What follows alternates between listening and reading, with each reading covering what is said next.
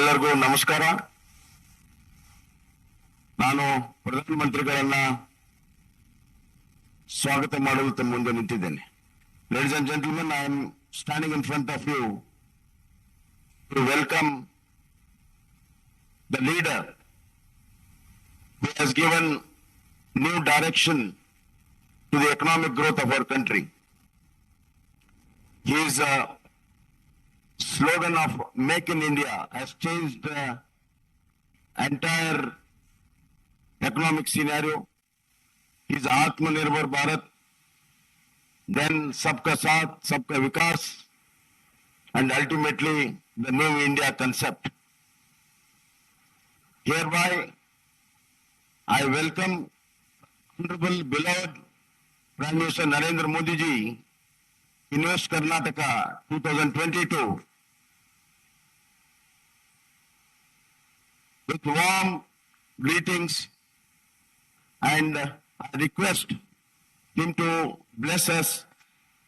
Not only this Invest Karnataka be successful, the economic growth of Karnataka in the great India will be successful. I once again welcome a global leader to this investor meet. Thank you.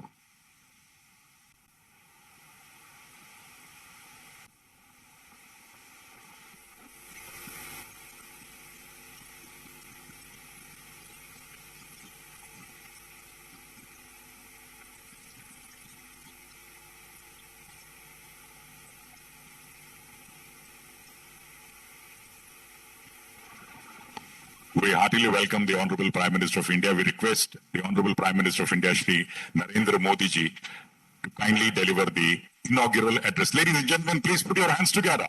Welcome the Honorable Prime Minister of India, Shri Narendra Modi ji. ಬಂಧುಗಳೇ, ಮಾನನೀಯ ಪ್ರಧಾನಮಂತ್ರಿಗಳು ಶ್ರೀ ನರೇಂದ್ರ ಮೋದಿಜಿ ಅವರ ಉದ್ಘಾಟನಾ ನುಡಿಗಳು.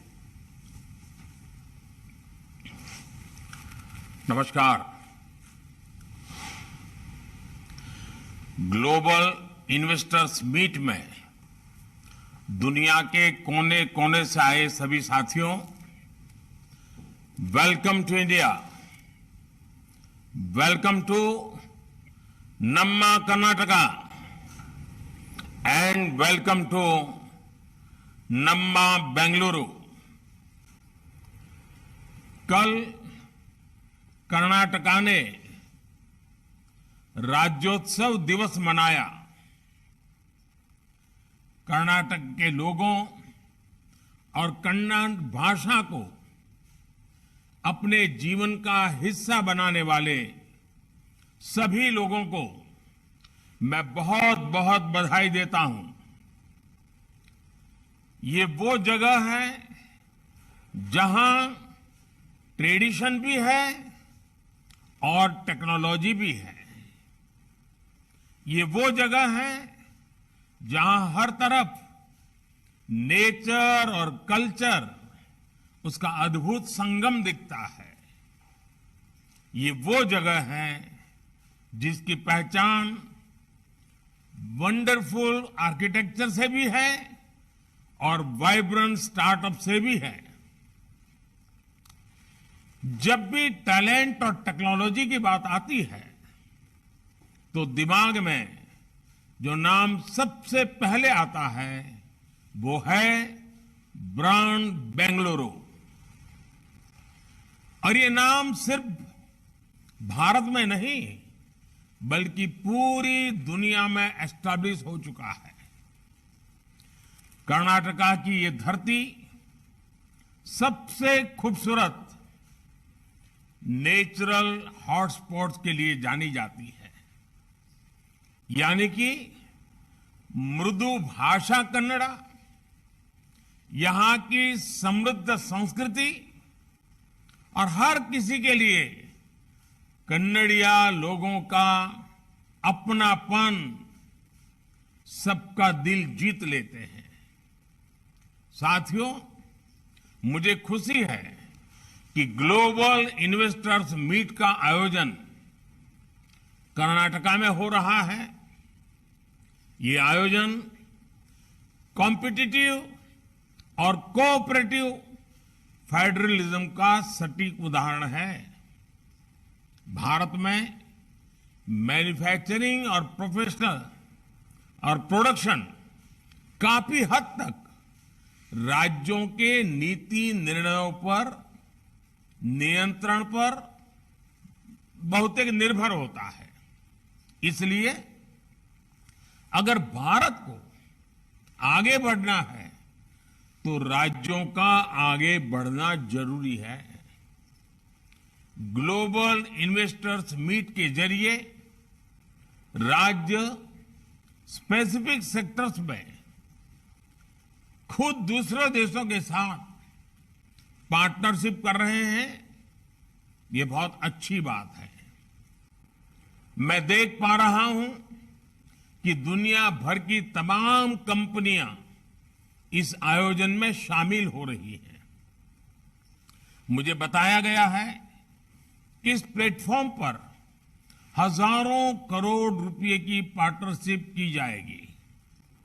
इससे बड़े पैमाने पर युवाओं के लिए रोजगार के अवसर बनेंगे। साथियों, 21वीं सदी में भारत आज जिस ऊंचाई पर है, वहां से अब उसे निरंतर आगे ही जाना है। पिछले वर्ष भारत ने करीब $84 बिलियन का रिकॉर्ड फॉरेन डायरेक्ट इन्वेस्टमेंट हासिल किया था। और आप भी जानते हैं कि नतीजे तब आ रहे हैं जब दुनिया कोविड वैश्विक महामारी के असर और युद्ध की परिस्थितियों से पूरी दुनिया जूझ रही है। हर तरफ अनिश्चितता का माहौल है। भारत में भी युद्ध और महामारी से बनी स्थितियों का विपरीत प्रभाव पड़ा ही है। बावजूद इसके आज पूरी दुनिया भारत की तरफ बहुत उम्मीद भरी नजरों से देख रही है। ये दौर इकोनॉमिक अनसर्टेनिटी का है, लेकिन तमाम देश एक बात को लेकर आश्वस्त है कि भारतीय अर्थव्यवस्था के फंडामेंटल्स मजबूत है। आज के इस फ्रेगमेंटेड दौर में भारत दुनिया के साथ जुड़कर और दुनिया के लिए काम करने पर जोर दे रहा है। इस दौर में सप्लाई चेन्स को ठप पड़ते देखा है, लेकिन इसी दौर में भारत हर जरूरतमंद को मेडिसिन और वैक्सीन सप्लाई करने का भरोसा दे रहा है। ये मार्केट फ्लक्चुएशन का दौर है, लेकिन 130 करोड़ भारतीयों की आकांक्षाएं हमारे घरेलू बाजार की मजबूती की गारंटी दे रही है।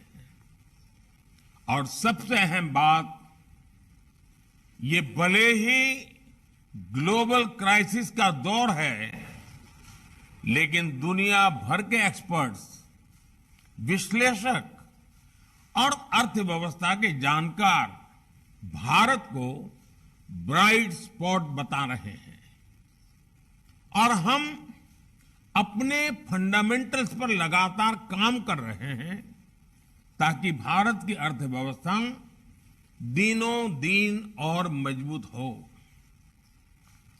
पिछले कुछ महीनों में भारत ने जितने फ्री ट्रेड डील्स किए हैं, उससे दुनिया को हमारी तैयारियों की झलक मिल चुकी है।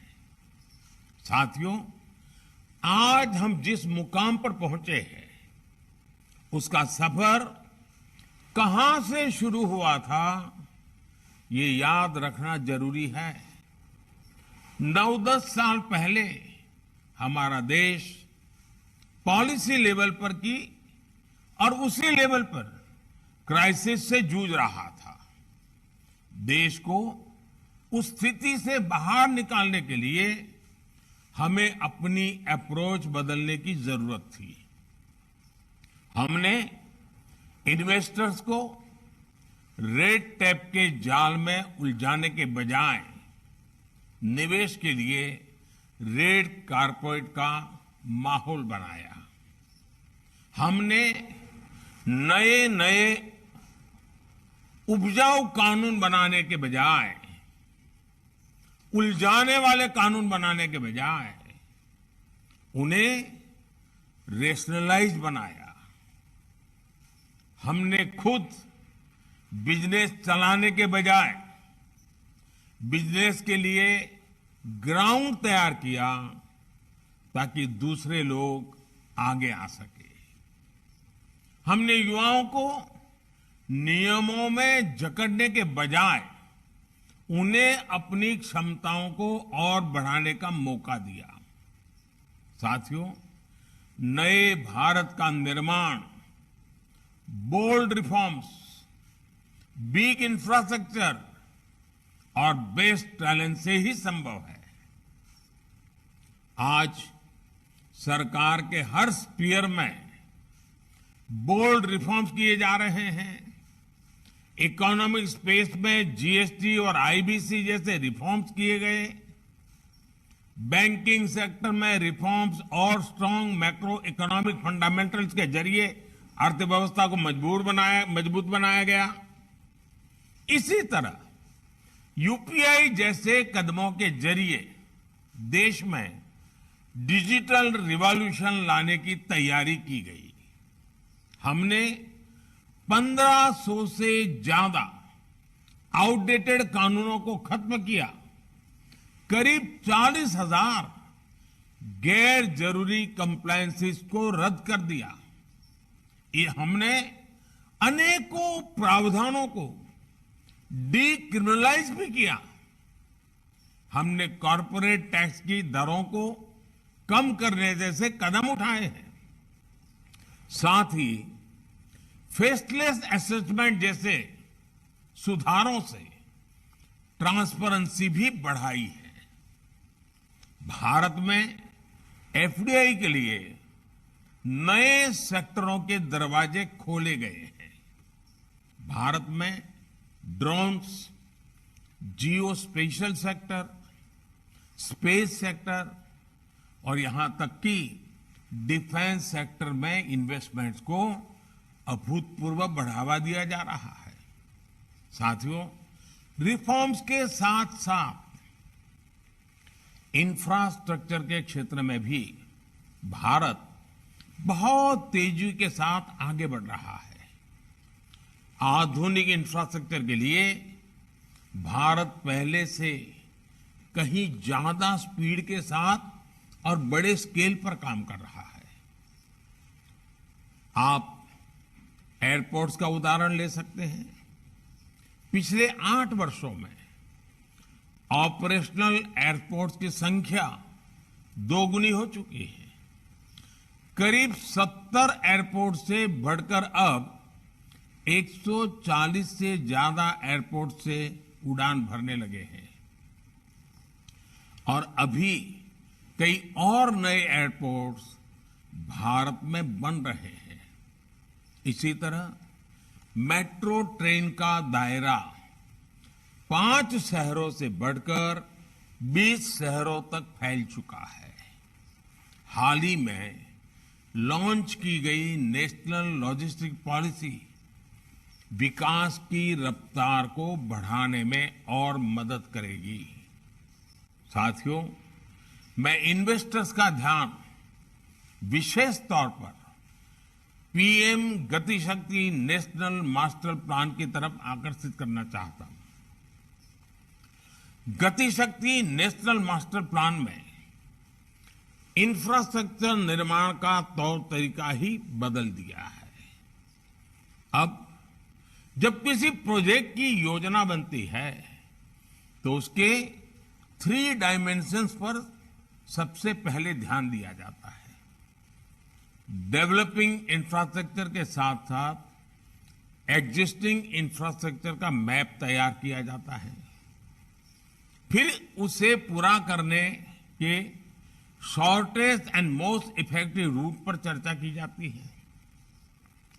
इससे लास्ट माइल कनेक्टिविटी का उसके अंदर बहुत महत्व रखा जाता है, ख्याल रखा जाता है, और उस प्रोडक्ट्स या सर्विस को वर्ल्ड क्लास का बनाने पर जोर दिया जाता है। साथियों, आज जब दुनिया इंडस्ट्री 4.0 की तरफ बढ़ रही है, तो इस औद्योगिक क्रांति में भारतीय युवाओं की भूमिका और भारतीय युवाओं का टैलेंट देखकर दुनिया को आश्चर्य होता है, अजूबा लगता है, दुनिया दंग है। भारत के युवा बीते वर्षों में अपने यहां 100 से ज्यादा यूनिकॉर्न बना चुके हैं। भारत में 8 साल में 80,000 से ज्यादा स्टार्टअप्स बने हैं। आज भारत का हर सेक्टर युवा शक्ति की ताकत से आगे बढ़ रहा है। पिछले वर्ष भारत ने रिकॉर्ड एक्सपोर्ट किया है। कोविड के बाद जो हालात है, उसमें ये उपलब्धि बहुत महत्वपूर्ण हो जाती है। भारत के युवाओं की क्षमताओं का विस्तार करने के लिए हमने इंडियन एजुकेशन सिस्टम में भी अहम बदलाव किए हैं। बीते वर्षों में भारत में यूनिवर्सिटीज, टेक्नोलॉजी यूनिवर्सिटीज और मैनेजमेंट यूनिवर्सिटीज की संख्या में 50% की बढ़ोतरी हुई है। साथियों, इन्वेस्टमेंट और ह्यूमन कैपिटल पर फोकस करके ही विकास के ऊंचे लक्ष्यों को हासिल किया जा सकता है। इसी सोच पर आगे बढ़ते हमने हेल्थ एंड एजुकेशन सेक्टर में इन्वेस्टमेंट्स को बढ़ावा दिया। हमारा मकसद प्रोडक्टिविटी को बढ़ाना भी है और ह्यूमन कैपिटल को इंप्रूव करना भी है। आज एक तरफ हम दुनिया की सबसे बड़ी मैन्युफैक्चरिंग इंसेंटिव स्कीम से उसमें से एक को लागू कर रहे हैं, तो दूसरी तरफ दुनिया की सबसे बड़ी हेल्थ एश्योरेंस स्कीम भी की सुरक्षा भी दे रहे हैं। एक तरफ हमारे देश में एफडीआई में तेजी से बढ़ोतरी हो रही है, तो दूसरी तरफ मेडिकल कॉलेज और अस्पतालों की संख्या भी बढ़ रही है। एक तरफ हम बिजनेस के रास्ते में आने वाली रुकावटों को हटा रहे हैं, तो दूसरी तरफ 1.5 lakh health and wellness centre भी बना रहे हैं। एक तरफ हम देश भर में हाईवे का जाल बिछा रहे हैं, तो दूसरी तरफ लोगों को टॉयलेट और पीने का साफ पानी मुहैया कराने के मिशन से भी जुटे हैं।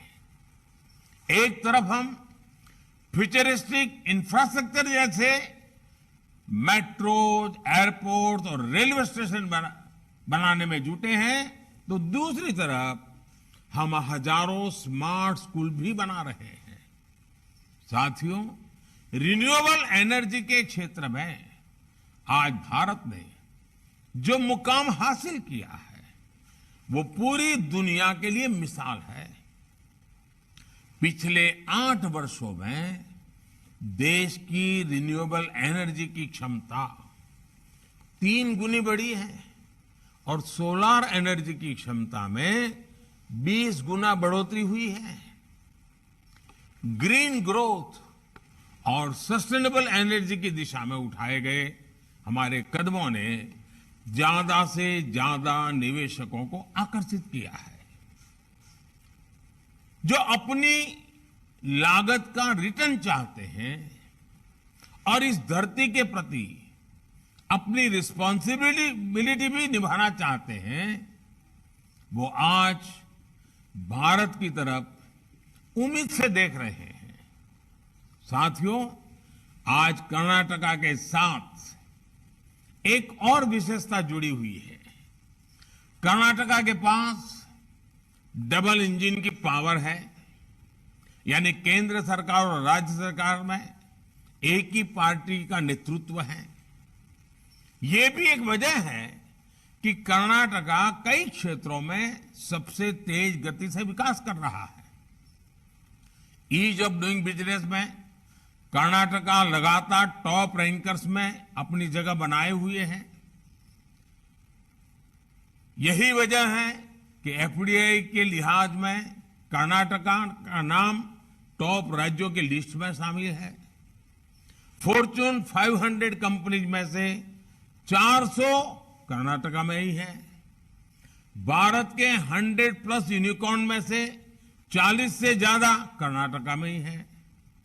कर्नाटका की गिनती आज दुनिया के लार्जेस्ट टेक्नोलॉजी क्लस्टर के तौर पर हो रही है।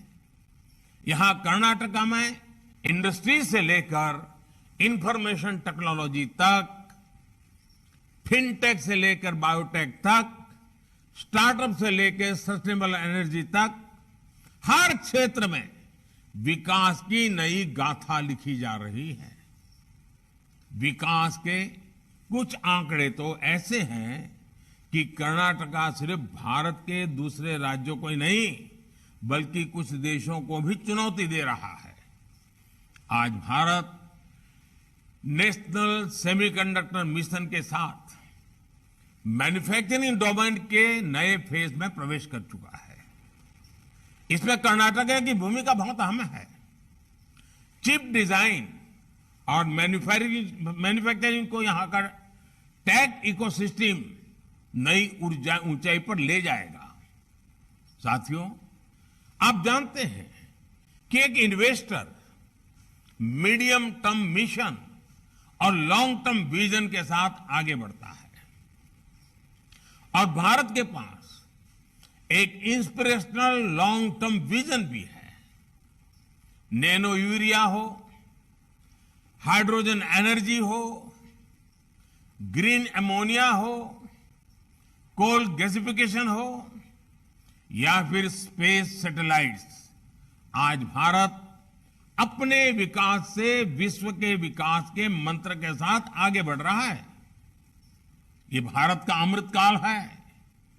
आजादी के अमृत महोत्सव पर देश की जनता नए भारत के निर्माण का संकल्प लेकर बढ़ रही है। इसमें और हमने 2047 तक विकसित भारत बनाने का लक्ष्य तय किया है। इसके लिए ये बहुत जरूरी है कि आपका इन्वेस्टमेंट और भारत का इंस्पिरेशन एक साथ जुड़ जाए, क्योंकि इंक्लूसिव, डेमोक्रेटिक और स्ट्रांग इंडिया का विकास दुनिया के विकास को गति देगा। और इसलिए हम चाहते हैं कि भारत में इन्वेस्टमेंट का मतलब है investment in inclusion, investment in democracy. Bharat में इन्वेस्टमेंट का मतलब है investment for the world. Bharat में इन्वेस्टमेंट का मतलब है investment for a better planet. Bharat में इन्वेस्टमेंट का मतलब है investment for a clean safer planet. आइए हम मिलकर करोड़ों करोड़ों लोगों का जीवन बदलने का लक्ष्य लेकर आगे बढ़े। इस आयोजन से जुड़ने वाले सभी लोगों को मेरी ओर से बहुत बहुत शुभकामनाएं हैं। कर्नाटका के मुख्यमंत्री, उनकी पूरी टीम, कर्नाटका सरकार और कर्नाटक के लोग के सभी भाइयों बहनों को भी हृदय से बहुत बहुत शुभकामनाएं देता हूं। बहुत बहुत धन्यवाद।